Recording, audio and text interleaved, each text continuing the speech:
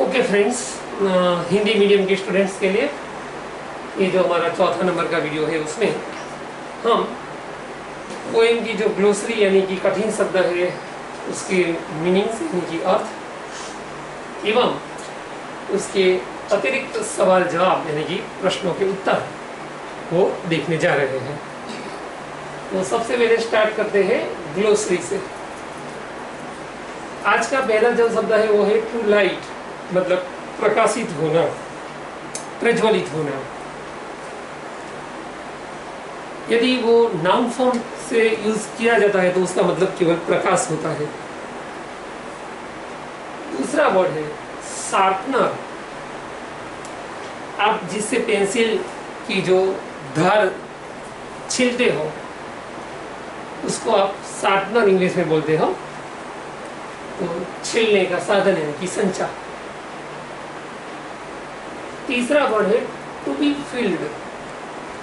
To be filled मतलब किसी चीज से भर देना, जो खाली है उसको पूरी तरीके से भर देना। चौथा वर्ड है फायर चैरियट। फायर चैरियट मतलब अग्निशामक रथ।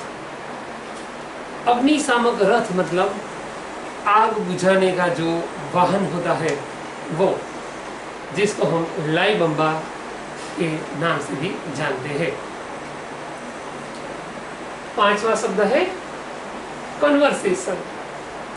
कन्वर्सेशन मतलब वार्तालाप, मतलब बातचीत। छठा वर्ड है पेच। पेच मतलब धब्बा, दाग जैसा। सातवां वर्ड है वाटरफॉल। वाटरफॉल मतलब जल का एक स्रोत, जो बड़ी चट्टानों पर से पानी जब नीचे गिरता है तो उसको हम धोध बोलते हैं। तो ये इंग्लिश में उसके लिए वर्ड है वाटरफॉल। आठवें शब्द में आता है, बहुत ही इजी वर्ड है बटरफ्लाई, मतलब पतंगिया। छोटा सा होता है लेकिन बहुत ही सुंदर है होता है, हमें देखने को बहुत पसंद में आता है। नौवां वर्ड एक एडजेक्टिव है डार्लिंग, मतलब प्रिय, जो हमें अपने जान से भी ज्यादा अच्छा लगता है वो। 10वां शब्द है एक्सटेसी। ध्यान से उसका प्रोनाउंसिएशन फिर से सुनिए। एक्सटेसी। एक्सटेसी मतलब बहुत ज्यादा खुशी, अतिरिक्त खुशी का। 11वां word tip of pencil. Tip of pencil मतलब पेंसिल की टोच का भाग, यानी कि उसकी जो हम छील की धार बनाते हैं वो। 12वां शब्द है एंगर। एंगर मतलब गुस्सा या तो क्रोध। 13वां वर्ड है कैंडल। कैंडल माने मोमबत्ती, जो हमें अंधेरे में प्रकाश देने का काम करती है। लाइट नहीं होती है तो हम मोमबत्ती का यूज कर लेते हैं। 14वां शब्द है टू एक्सटिंग्विश।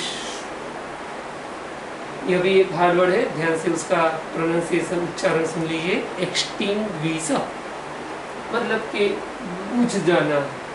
बुझ जाना मतलब के जो प्रकाशित है उसको मिटा देना, प्रकाश उसका। 15वां वर्ड है स्मोक। स्मोक माने धुआं। आपने स्मोकिंग शब्द तो सुना ही है, जो धूम्रपान के लिए यूज होता है।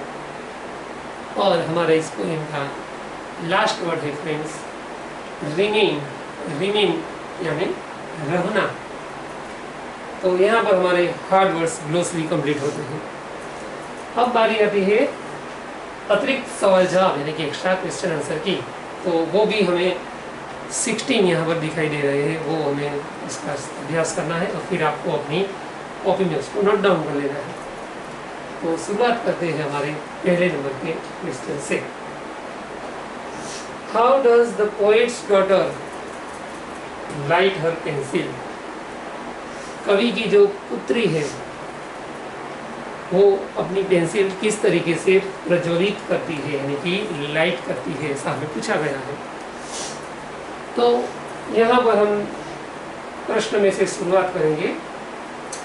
द पोएट्स डॉटर, लाइट के पीछे एस लगा देंगे तो लाइट्स हर पेंसिल। अब वो कैसे लाइट करती है? तो अपने छिलने के साधन से। तो वहां पर हम लिखेंगे विथ हर शार्पनर, है ना। दूसरा, the black bird is flying away with dash. ये जो काला पंछी है इसने, जिसने वो अपने चित्र में बनाया है, वो किसके साथ उड़ता हुआ दिखाई दे रहा है? तो पोएम में हमने देखा कि जो ब्लैक बर्ड है वो किसके साथ उड़ता दिखाई दे रहा है? पूरे पेड़ के साथ। हाँ, वो पूरा पेड़ उठा के ही उड़ रहा है। तो यहाँ पर आएगा फॉर ट्री। तीसरा question, where are the glasses in the picture? चित्र में ग्लासेस यानी कि चश्मे कहाँ पर दिखाई दे रहे हैं? तो हम वो लाइन को याद करें कि चश्मा कौन पहन के बैठा था? पीकॉक यानी कि मोर, और वो उसकी आंखों पर हमें दिखाई देता है। तो हम यहाँ से शुरुआत करेंगे। The glasses are on the eyes of the peacock in the picture, बराबर। ओके, नाउ क्वेश्चन नंबर 4 देखिए। चौथा प्रश्न है, where is the fire chariot? Fire chariot मतलब यानी हमारा हमने लिखा कि अग्निशामक रथ, वो कहाँ पर है? तो हमने कोई में समझाया था कि भाई अग्निशामक रथ वैसे तो रोड पर दौड़ता हुआ दिखाई देता है, वो रोड पर चलने वाला साधन है। लेकिन ये जो गर्ल थी, लड़की थी, उसने कहाँ पर बताया था? हवा में उड़ता हुआ दिखाई दिया था, बताया था। तो हम इस तरीके से लिखेंगे, the fire chariot is flying. उड़ने के लिए क्या लिखेंगे? Flying. Flying in the sky, वो आकाश में उड़ रहा है। पांचवा नंबर, वो एक खाली जगह है। Days is walking on the road. Road पर क्या चलता दिखाई दे रहा है?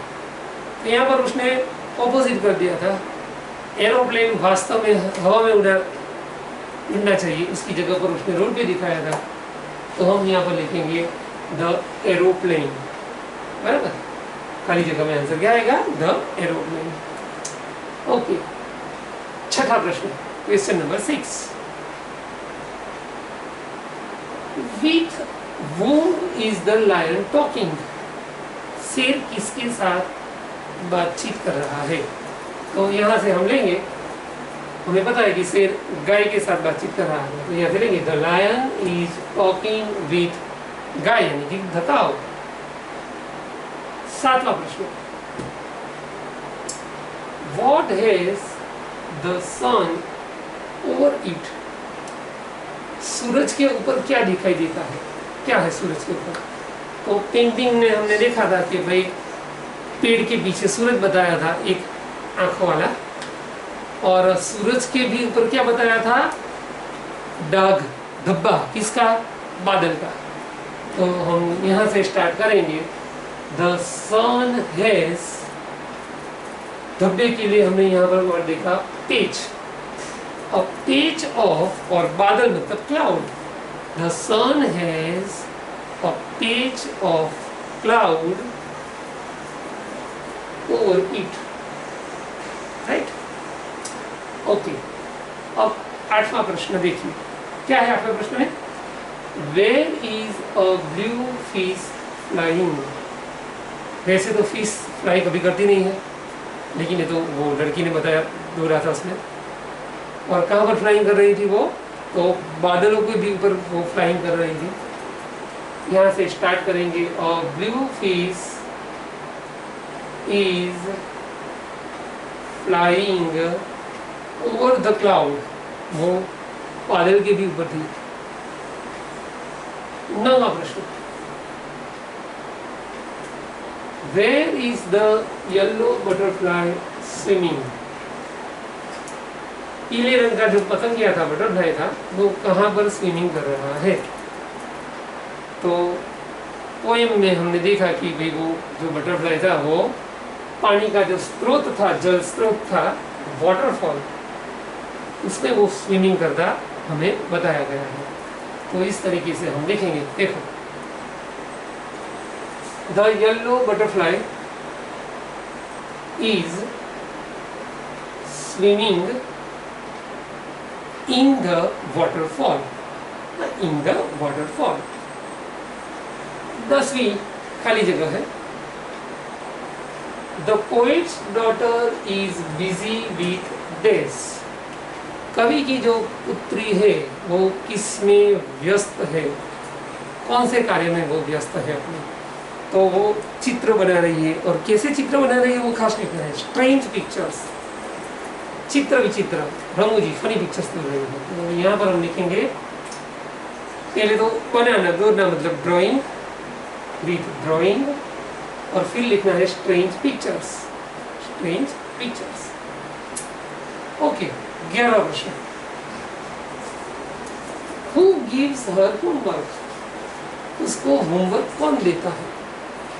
तो हु वाले प्रश्नों में हम ज्यादातर क्या करते हैं, प्रश्न का पीछे का हिस्सा नहीं बदलते हैं, कि वो जो आगे का ये भाग है हु, उसको हम हटा देते हैं, वहां से रिमूव करते हैं, और उसकी जगह जो आंसर आता है वो रख देते हैं। तो हमें पता है कि भाई होमवर्क कौन देता है, स्कूल के शिक्षक देते हैं। तो यहाँ पर हम लिखेंगे द स्कूल मास्टर। क्या लिखेंगे? The school master. The school master gives her homework. School के शिक्षक जो है वो उसको होमवर्क दे रहे हैं। 12वां प्रश्न, question number 12, why does the little girl get angry? बहुत समझने जैसा और कठिन प्रश्न है, ध्यान से समझना है। ये जो छोटी सी लड़की है वो गुस्से क्यों हो जाती है, क्रोधित क्यों हो जाती है? तो इसमें हम क्या करेंगे, वाई से प्रश्न बनाए ना, तो वो हम शुरुआत करेंगे प्रश्न में से, द लिटिल गर्ल, डज दिया है उसको मिटा देना है और गेट के पीछे एस लगा देना है, यानी कि गेट्स एंग्री। अब वाई का जो प्रश्न होता है, सवाल होता है, उसमें हम क्या करते हैं, बिकॉज से उसका आंसर लिखते हैं। तो एंग्री के बाद आएगा बिकॉज। बिकॉज क्यों वो छोटी सी लड़की गुस्से हो गई है, क्रोधित हो गई है, तो उसका आंसर वो 11वें नंबर का आएगा। गुस्से होने का कारण क्या था, स्कूल मास्टर ने उसको होमवर्क दिया था। तो हम बिकॉज के बाद लिखेंगे because the school master gives her homework. Okay, तो आपको ये 11वां नंबर का जवाब बिकॉज के पीछे लिख के 12वां में कंप्लीट करना है। अब हमारा क्वेश्चन नंबर 13 देखिए, what does the poet's daughter break? कवि की जो पुत्री है वो क्या तोड़ देती है, और वाई, क्यों तोड़ देती है? तो यहां से स्टार्ट करेंगे। देखिए, द पोएट्स डॉटर, ब्रेक के पीछे एस लगा दो तो क्या हो जाएगा, breaks. The poet's daughter breaks, क्या वो तोड़ देती है, द टिप ऑफ पेंसिल, अपने पेंसिल की धार, छिली हुई धार, the tip of the pencil. और क्यों तोड़ देती है, तो यहाँ पर बिकॉज लिखने की जरूरत नहीं है, क्योंकि वो जो वजह है ना बहुत छोटी सी है। इन हर एंगर, क्या लिखने का है, इन हर एंगर, वो वाई का आंसर आएगा पीछे। तो पूरा आंसर एक बार रिपीट कर रहा हूँ, देख रहे हैं, the poet's daughter breaks the tip of the pencil, breaks the tip of the pencil in her anger, अपने गुस्से की वजह से। Okay, now the question number 14, ये भी थोड़ा हार्ड क्वेश्चन है, ध्यान से समझना है। When is the candle of the pencil extinguished? नहीं, कब? पेंसिल रूपी जो मोमबत्ती है वो कब बुझ जाती है, कब उसका प्रकाश मिट जाता है? तो यहाँ पर हमें पोएम में बताया गया था कि पेंसिल को मोमबत्ती बताया गया, और वो मोमबत्ती कब बुझ जाती, जब हम उसका प्रकाश तेजी से उस पर हवा फेंक के बुझा देते हैं तब। तो यहाँ पर हमें लिखना है कि भाई पेंसिल की जब वो जो धार है वो मिटा देती है, तोड़ देती है, तब जो उसका है वो प्रकाश मिट जाता है, वो बुझ जाती है और फिर धुआं रह जाता है।